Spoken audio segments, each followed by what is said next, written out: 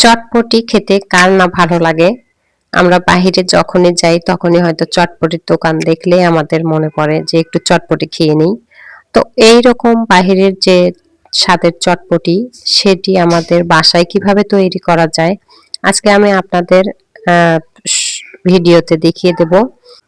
পুরো ভিডিওটি দেখতে হবে আপনাদের, তাহলে বুঝতে পারবেন এ টু জেড কিভাবে চটপটি তৈরি করা যায়। তো প্রথমে আমি ডাবলি বুট ভিজিয়ে রেখেছিলাম এবং সিদ্ধ করেছি, এবং এই সিদ্ধর সঙ্গে আমি আলু সিদ্ধ করে নিয়েছিলাম। আলুটি পরে লাগবে।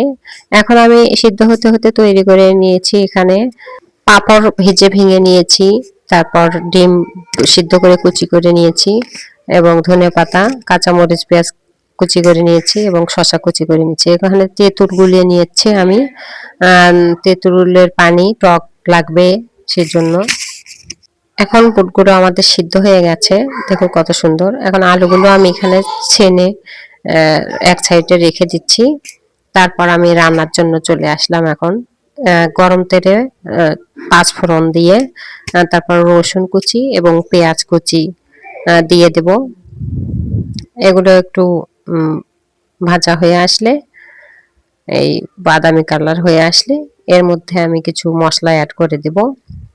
হলুদ, লবণ, জিরা গুঁড়া, ধনিয়ার গুঁড়া, একটু গরম মশলা, তেজপাতা এবং শুকনো মরিচের গুঁড়া একটু দিয়ে আমি এখানে মশলাগুলো কষিয়ে নেব। মশলাগুলো কষানো হয়ে গেলে সামান্য একটু পানি দিয়ে দেব যাতে মশলাগুলো পুড়িয়ে না যায়, এবং এটি কষাবো সুন্দর করে।